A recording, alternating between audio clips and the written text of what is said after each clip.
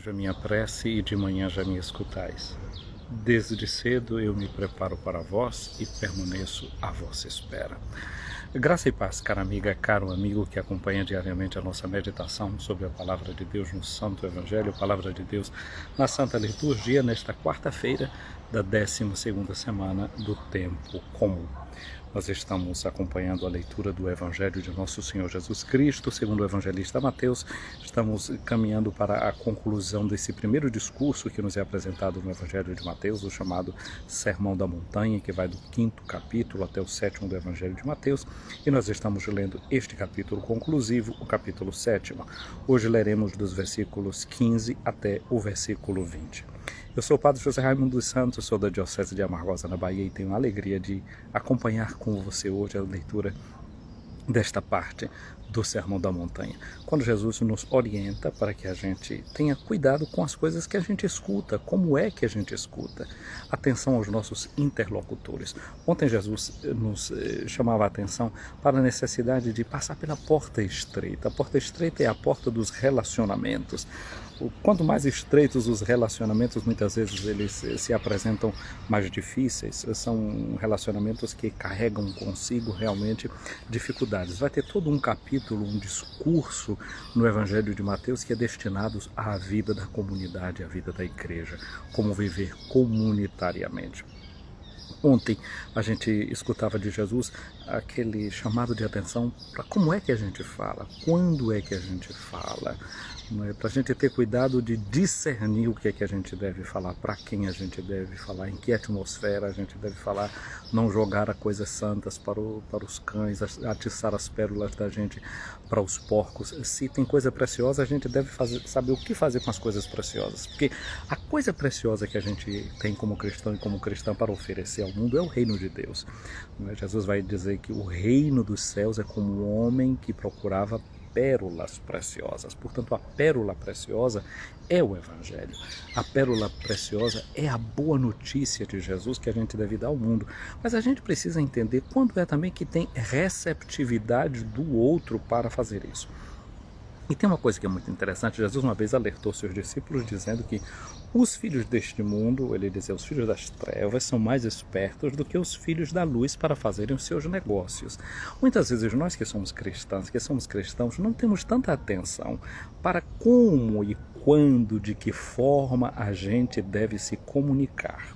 O mundo da comunicação, o mundo onde as coisas são anunciadas, é um mundo onde se estuda muito bem as coisas. Aqueles ficam estudando o perfil que a gente tem para fazer propostas, não é, para a gente apresentar produtos, isso, aquilo, outro. Porque no fundo, esse aqui é uma praça, é um grande mercado, onde as pessoas querem empurrar produtos de todas as formas e de todas as qualidades. Esse mundo da comunicação que a gente deve enfrentar anunciando uma notícia boa, que se chama Evangelho. Mas tem gente que não sai procurando notícia boa. As notícias que mais chamam a atenção são notícias de tragédia, de guerra, de confusão, de bate-boca, de violência. E tudo isso é muito estudado para dar ao povo aquela notícia que as pessoas querem, para que elas fiquem ali presas, atraídas naquela notícia que elas querem ouvir. Jesus, ao contrário, quer dar para nós uma notícia que é libertadora, que deixa a gente livre. Onde está o Espírito de Jesus? Há o Espírito da liberdade. E esse Espírito da liberdade é aquele Espírito que faz a gente medir as coisas, saber quando dizer, como dizer, qual a ocasião justa. Não está falando a qualquer preço e falando em todas as ocasiões. Aquilo que a gente lembrava ontem da palavra do Eclesiastes. Há tempo para escutar, há tempo para falar, há tempo para calar, há tempo para dizer e tempo para fazer silêncio. Então Jesus continua hoje nos orientando para o processo comunicativo. Mas dessa feita, ele nos coloca em alerta, não em relação ao que a gente tem que dizer, quando dizer e como dizer. Hoje Jesus quer alertar a gente a como ouvir. Há muitos cursos que são dados por aí afora, né? Curso de oratória, curso de comunicação, como é que você deve falar para entusiasmar, para chamar a atenção. Agora, é preciso que alguém também nos dê um curso de como escutar, de como ouvir, de como ser atento. E Jesus hoje dá umas dicas muito interessantes para nós. Como é que a gente deve escutar, como é que a gente deve ouvir. Olha, sobretudo prestar atenção, porque esse ano ele é muito importante. Tem muita gente já começando os seus discursos, já começando as suas propagandas. É tempo de propaganda eleitoral, aliás, ela já começou há muito tempo. Tem gente que não parou de fazer propaganda desde que está com um certo mandato na mão. As pessoas têm que ter o cuidado de ficar sempre se comunicando, porque se elas não aparecem, ou como era que dizia um grande comunicador no Brasil que conhecia bem as massas, ele dizia: quem não se comunica... a pessoa trombica, cai, não se mantém de pé. Portanto, no mundo da comunicação é preciso sempre estar ali, atento. E tem uma coisa que a pessoa vai fazendo, é saber o que é que o seu público quer escutar. E o comunicador não fala muitas vezes aquilo que deve ser dito. Ele fala o que o povo quer escutar, mas para conformá-lo também uma determinada forma. Aí fica fica um ciclo vicioso. Você fala o que as pessoas querem escutar e você sabe que aquilo que você está dizendo que faz escutar deixa as pessoas ali, naquele mesmo lugar, não ameaça nada, não ameaça ninguém.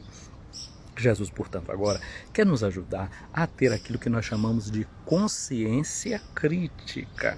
Como é que eu escuto? Como é que eu ouço? Como é que eu analiso? E a partir daí, porque a consciência crítica, a capacidade de escuta, se baseia muito naquilo que a gente tem um método que a igreja usa muito, que é o chamado método ver, julgar e agir. Ver, talvez a gente pudesse também dizer ouvir. Ouvir, julgar, avaliar e agir. Porque o que é determinante, na verdade, não é só o que a gente diz, é o que a gente faz. Jesus hoje vai mostrar para nós que a comunicação deve ser medida não pelas palavras que são ditas, porque o conteúdo do que é dito é um conteúdo que é medido, que é pensado para falar aquilo que soa bem aos nossos ouvidos. Eu disse que esse ano é ano de palanque, é ano de campanha eleitoral, e ninguém vai se apresentar dizendo assim: eu prometo que vou roubar tantos milhões daqui, dali ou dacolá. Eu prometo que vou desviar as verbas que deveriam ser para construir escolas e hospitais. Eu prometo que, em vez de cuidar da segurança pública, eu vou deixar que vocês resolvam tudo na base da violência. Ninguém vai fazer esse tipo de discurso. Faz outro tipo de discurso, doura a pílula, etc. Vende um produto bonito, mas depois acaba fazendo outras coisas. E você e eu? Nós temos que prestar atenção no que está sendo dito ou no que está sendo feito. A gente tem que ver se existe uma equivalência. Porque as pessoas, muitas vezes, no mundo da comunicação, o que existe é uma grande esquizofrenia. Uma separação entre o discurso e a prática. Personalidades que são diferentes quando falam e quando agem. E aí, sobretudo, na hora da comunicação, quando tem que falar, se é para um determinado tipo de rede, se é para uma outra, a pessoa vai vendendo o personagem que convém. Por isso que Jesus ontem falava do hipócrita. Hipócrita é quem usa máscara. A comunicação é feita assim, é feita de acordo para setores. Se ele está falando para os trabalhadores, fala desse jeito. Se fala para os empresários, fala daquele. E é verdade, a gente tem que conhecer o ambiente para o qual a gente fala, para que a comunicação da gente seja eficaz. Mas isso significa servir a um conteúdo que seja libertador e não como forma de manipulação das consciências. Se é para manipular as consciências, não serve nada disso. Conhecer bem para que a gente vai se dirigir. Portanto, como eu dizia, Jesus hoje nos alerta, nos quer dar instrumentos para que a gente saiba como escutar. Como a gente pode avaliar o conteúdo comunicativo daqueles que se apresentam para nós, falando. Muitas vezes as pessoas falam em nome de Deus. E vejo que hoje o discurso político, por exemplo, está muito manipulado dentro desse aspecto religioso. O espectro religioso está sendo manipulado para estes fins, para esta finalidade. Tem gente que fala também em nome do povo, em nome da classe, em nome dos trabalhadores, em nome dos pobres, em nome dos jovens, em nome disso, em nome daquele, em nome daquilo outro. Falar em nome de, falar em nome do outro, tomar a palavra pelo outro. Agora é interessante que você pode fazer dessa forma, como um bom advogado que fala em nome do seu cliente e procura resolver os seus problemas. Às vezes você diz que fala em nome do povo, mas só para tirar os seus benefícios. São maus pastores que não servem as suas ovelhas. Como diz aquele canto, né? Maus pastores em dia de sombra não cuidaram e o rebanho se perdeu. Vou sair pelo campo, reunir o que é meu, conduzir e salvar. Estamos nos aproximando da festa do Sagrado Coração de Jesus, não é? Próxima sexta-feira. E falar do coração de Jesus é falar desse pastor, desse profeta bom que é Jesus, que dá a sua vida para salvar os outros, para salvar a minha, você, para salvar as suas ovelhas. Mas eu dizia, a gente vive num mundo de muita gente que se comunica falando em nome dos outros, falar em nome de. O evangelho de hoje, Mateus, no capítulo 7, versículo de 15 a 20, Jesus começa dizendo assim: cuidado com os falsos profetas. Pois bem, eu estou dizendo todas essas coisas porque a palavra profeta significa aquele que fala por alguém.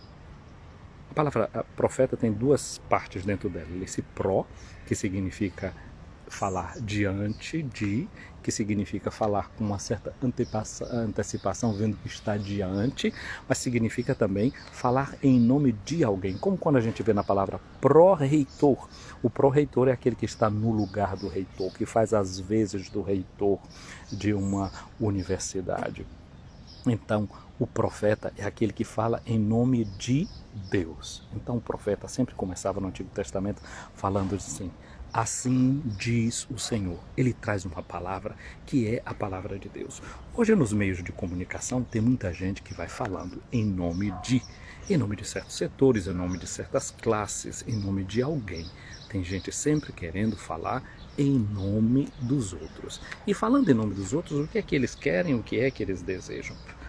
Muito bem, a palavra hoje quer nos orientar a gente ter esse cuidado com aqueles que se apresentam falando em nome de outros, falam como profetas. Jesus diz que ter cuidado com os falsos profetas porque eles têm uma estratégia. Qual é a estratégia? Eles aparecem diante do povo vestidos com pele de ovelha, mas por dentro são lobos ferozes. Ou seja, aparentam uma certa calma, aparentam uma certa bondade, mas no fundo, o que existe dentro deles é muita perversidade, muita perversão. E o profeta é aquele que, ao contrário, deve falar para promover a conversão, a mudança de pensamento, a mudança de atitude. Mas o comportamento deles é um comportamento pervertido, não é? Satanás pregando o quaresma. Às vezes se pode falar em nome de valores, honestidade, família, vida. Todas essas coisas aparecem no discurso, como o discurso de ovelhas, que são do rebanho de Cristo, por exemplo. Tem gente que se vende como do rebanho de Cristo. Mas depois, as ações, essas são muito mais complicadas. São ações de quem devora a vida, de quem é como o lobo. Lembra do Hobbes que dizia: o homem é o lobo do homem. Ou aquele outro filósofo que dizia assim, que o outro é o inferno. Não percebia o outro como uma oportunidade. Como Jesus dizia, o outro pode ser até a sua porta estreita, mas a porta estreita não leva à perdição. A porta estreita te pode salvar. As relações salvam sempre. Salvar as relações, porque as relações nos salvam. Jesus continua aqui dizendo, né? Vós conhecereis esses falsos profetas pelos seus frutos. São os frutos, não é o discurso. O discurso vai ser sempre bonito, vai ser sempre o melhor, vai ser muito bem preparado, sob medida. Ele é estudado para agradar os nossos ouvidos e motivar as nossas esperanças.